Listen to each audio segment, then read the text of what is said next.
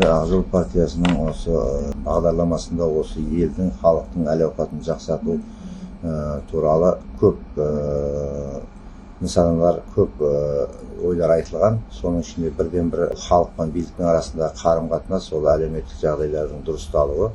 Осыған дейін де істелген шаруалар, атқарылған шаруалар көп.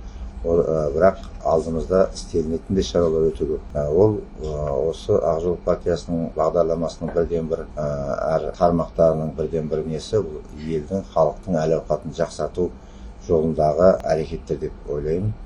Сол жолда осы Ақжол партиясының төрағасы Азат Перуашевтың бірден бір өзі мәжілістегі жан-жақты осы депутат сауалнамалар беріп, жан-жақты халықтың әл-ауқатын жақсару жағында әрекеттерімен бірге, халық бірге жұмылып, басқа өңірлерде, филиалдарда осыған жұмылып жұмыс істесек, елдің, халықтың әл-ауқаты жақсарады деген ойдамыз.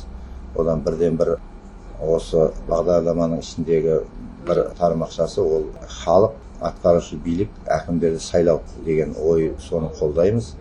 Енді ол егерден халық өзінің әкімін аудандық, қалалық деңгейдегі әкімдерді сайласа, ол деген сөзіңіз, сайланған әкімдер халықтың бірден бір мұң-мұқтажына көңіл бөліп, соны атқарады деген ойдамыз.